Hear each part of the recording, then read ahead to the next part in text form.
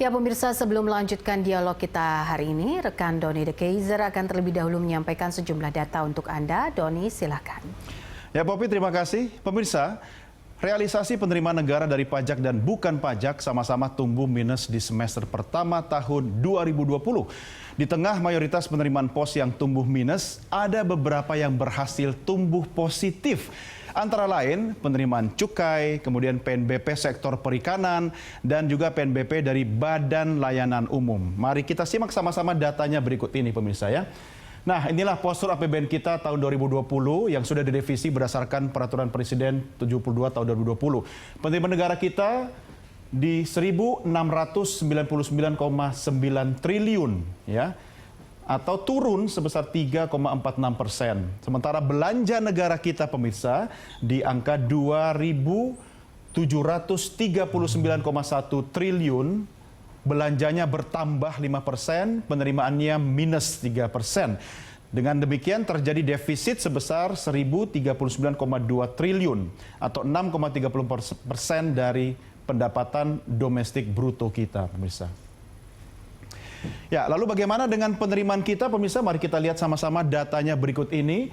Pada semester pertama 2020 penerimaan perpajakan kita sebesar 624,93 triliun mengalami penurunan 9,42% year on year. Sementara penerimaan negara bukan pajak di angka 184,52 triliun. Dan ini juga minus 11,76% year on year. Ada juga penerimaan negara dari hibah dengan total 1,74 triliun rupiah. Dengan demikian total realisasi penerimaan negara kita di tahun 2020 yaitu 811,18 triliun atau mengalami penurunan 9,83%. Ya pemirsa, sekarang kita simak data terkait dengan pajak dan bea cukai. Untuk realisasi penerimaan pajak di semester pertama 2020, ya, dari PPh non-migas kita mendapatkan 312,21 triliun atau mengalami penurunan 10,10% year on year. Sementara penerimaan dari PPh migas yaitu 18,06 triliun.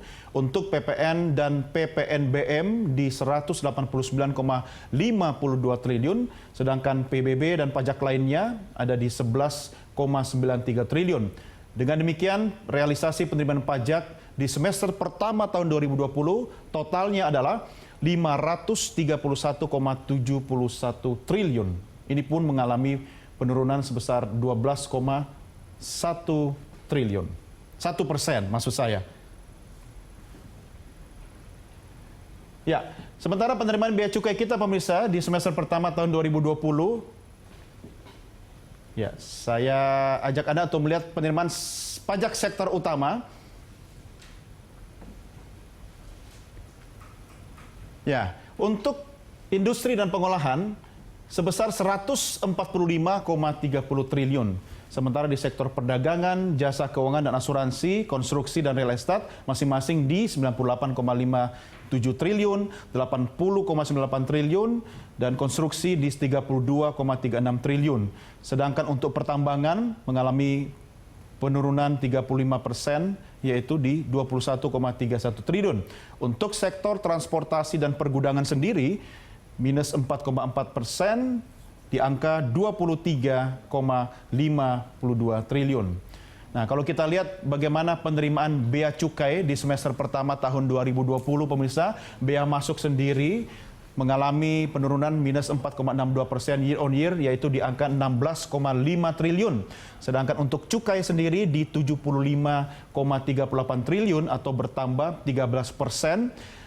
Untuk bea keluar 1,33 triliun atau mengalami penurunan 18,19% year on year. Dengan demikian, penerimaan bea cukai untuk semester pertama tahun 2020 totalnya sebesar 93,21 triliun atau bertambah kurang lebih 8,84% year on year. Ya, baik pemirsa, selanjutnya saya masih memiliki data untuk Anda terkait dengan penerimaan negara bukan pajak atau PNBP. Kita simak datanya sama-sama berikut ini. Untuk semester pertama tahun 2020, penerimaan SDA sebesar 54,5 triliun, mengalami penurunan sebesar 22,92% year on year. Dari sektor pendapatan dari kekayaan negara yang dipisahkan, ya, negara mendapatkan penerimaan 46,21 triliun, dalam hal ini minus 32,71%. Untuk PNBP lainnya sebesar 53,22 triliun, pendapatan BLU di 30,57 triliun atau bertambah sebesar 43,82% year on year. Dengan demikian, total penerimaan negara bukan pajak di semester pertama tahun 2020 sebesar 184,51 triliun. Nah, kita lihat dari penerimaan sumber daya alam, masih data yang kami himpun di semester pertama tahun 2020 untuk migas, minyak dan gas bumi. Minyak dan gas bumi kita ada pengurangan ya, atau penurunan di 23,58% sebesar 41,70 triliun rupiah. Untuk sektor non migas sendiri pemirsa, di semester pertama pertambangan minerba yaitu 10,16 triliun, kehutanan 1,65 triliun, perikanan 316,2 miliar, dan pendapatan di bidang pertambangan panas bumi yaitu 692 miliar atau mengalami penurunan 32,19%. Ya, itu dia pemirsa data-data yang bisa kami sampaikan, dan saatnya sekarang kita lanjutkan diskusi kita tentunya bersama rekan saya Poppy Zedra. Poppy, silakan. Baik, Doni, terima kasih. Kita lanjutkan dialog bersama Mas Fajar. Kalau kita lihat tadi berdasarkan realisasi dari APBN kita di Juli rilisnya, bahwa realisasi penerimaan perpajakan ini tumbuh minus 9,42%. Mas Fajar, apakah ini cukup aman?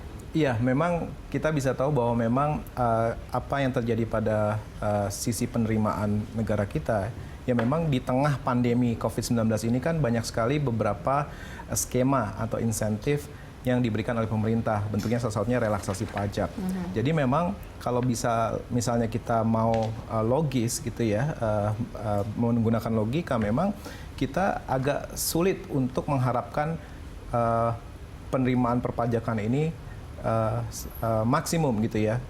Makanya dari itu di awal saya sampaikan bahwa memang yang perlu kita dorong adalah bagaimana caranya kita mengelola penerimaan yang terbatas ini di tengah pandemi, karena memang kita nggak bisa lagi mengharapkan sektor-sektor gitu ya untuk membayarkan pajaknya, karena memang ada beberapa insentif bagi mereka untuk mungkin tidak membayar pajak untuk sementara gitu, karena adanya skema relaksasi pajak gitu ya. Apalagi saya kalau tidak salah memang Kementerian Keuangan juga sudah memiliki peraturan Menteri Keuangan yang baru PMK nomor 86 tahun 2020. Dia memperpanjang dan juga memperluas klasifikasi lapangan usahanya yang mendapatkan skema relaksasi pajak. Jadi kalau misalnya tadi kita lihat data sebelumnya, memang kita tidak bisa mengharapkan banyak dari penerimaan dari sisi perpajakan, dan perpajakan sendiri memang adalah kontributor utama untuk penerimaan negara kita gitu ya. Hampir 70 up to 80% memang bergantung dari pajak. Ya. Jadi makanya di sini salah satu pesan saya memang di tengah pandemi COVID-19 ini, di tengah skema atau bantuan atau program relaksasi pajak yang diberikan oleh pemerintah, kita tidak bisa mengharapkan banyak dari penerimaan perpajakan. Nah, tapi yang bisa kita harapkan adalah bagaimana caranya penerimaan negara yang terbatas ini bisa dikelola dengan baik untuk belanja yang lebih efisien dan efektif gitu ya. Bagaimana caranya untuk belanja yang lebih efisien dan efektif menurut Anda? Ya, contoh salah satunya kan memang kita tahu bahwa ada stimulus sebesar 695 triliun itu. Yaitu kan pasti salah satu, yaitu adalah bagian dari belanja negara. Nah, bagaimana cara itu biar agar lebih efektif dan efisien? Ya, salah satunya adalah bagaimana caranya merancang atau memformulasikan sebuah kebijakan atau program yang memang tepat sasaran. Misalkan contoh, kalau kita berbicara tentang bantuan untuk UMKM, Mbak Poppy, 88% hingga 90% UMKM itu dikuasai oleh sektor mikro. Sektor mikro itu apa? Sektor yang bisa dibilang adalah berasal dari industri rumah tangga, gitu ya, dan memiliki tenaga kerja up to 4 orang gitu ya. Nah, harusnya mereka di-treat atau diperlakukan bukan seperti bisnis. Karena apa? Karena mereka adalah pada dasarnya adalah keluarga atau rumah tangga. Jadi mungkin Home lebih baik, industry. exactly, home industry, dan mungkin sifatnya adalah saya tahu bahwa beberapa pekan ini, kalau tidak salah, Pak Presiden Jokowi sudah mulai memberikan semacam dana segar gitu ya untuk membantu likuiditas. Tapi yang perlu diingat adalah harus tepat gitu ya. Kalau kita bicara masalah UMKM, jangan sembarangan bahwa oke, kita berikan nih relaksasi perpajakan atau misalkan kita kasih bantuan agar direlaksasi untuk terkait dengan bantuan atau pinjaman yang dia lakukan di bank. Apakah memang industri rumah tangga itu punya akses di bank gitu? Betul. Ini yang masalah sebenarnya, karena ternyata bank juga mengakui bahwa masalahnya bukan likuiditas, tapi ternyata potensi resiko kredit. Betul.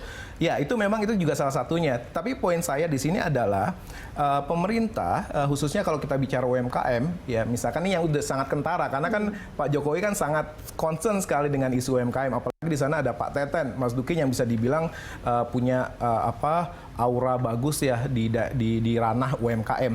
Ya, seharusnya Pak Teten dan Pak Jokowi khususnya punya semacam sense yang baik gitu ya, bagaimana cara memperlakukan mereka. Maka dari itu saya rasa bahwa jangan anggap bahwa UMKM ini dikuasai oleh usaha menengah atau usaha besar, tapi perlu digarisbawahi mereka adalah kebanyakan dari usaha mikro yang bisa dibilang berbasisnya keluarga. Mungkin perlakuannya hampir sama dengan bantuan BLT, entah dana desa atau BLT yang dikeluarkan oleh Kemensos. Entah apapun skemanya, apapun nama programnya. Oke, baik. Nanti kita akan lanjutkan. Pemirsa, tetaplah bersama kami dalam Hot Economy.